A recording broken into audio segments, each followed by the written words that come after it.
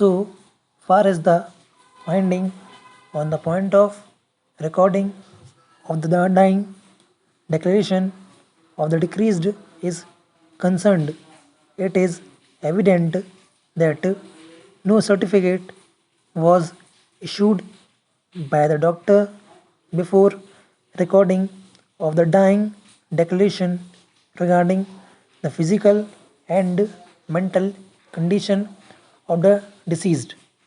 It is also apparent that the dying declaration is not in the question answer form.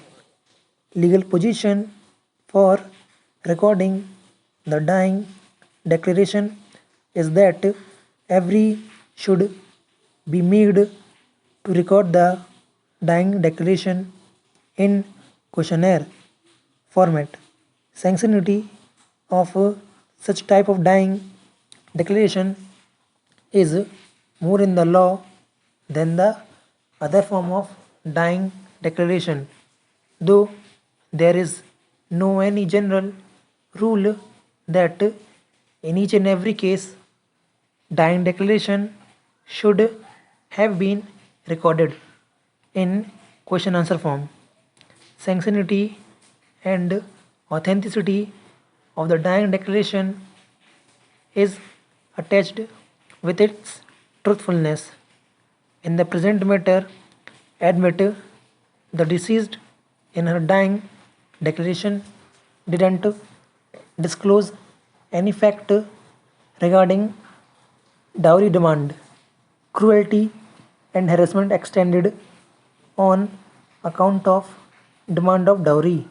She simply stated that she received burn injuries due to fire caught her from lamp. If the last line of the dying declaration is minutely analyzed in the context with the other fact and circumstances of the case and also with the sale deed said to have been executed in the favor of the daughter of the deceased, dying declaration will become suspicious document. The last line of the dying declaration clearly indicate that the deceased was under pressure. Prosecution witness have stated that no such dying declaration was ever recorded. The trial court has placed reliance on their statement and disbelieved the dying declaration. If, for the sake of argument, the defense version be taken into consideration that a dying declaration of the deceased was recorded, then also for the reason mentioned above, the dying declaration, thus the court is of the view that the finding recorded by the trial court regarding the dying declaration is based on the correct appreciation of the evidence required by this court in the said finding as far as the letter said to have been written by the deceased and referred to by the appellants to establish the conduct of the deceased are concerned. Admittedly, two children were born out of from the wedlock of the deceased and her husband. Both are alive. In this backdrop, it can't be said that the deceased was annoyed with her husband, therefore, she committed suicide.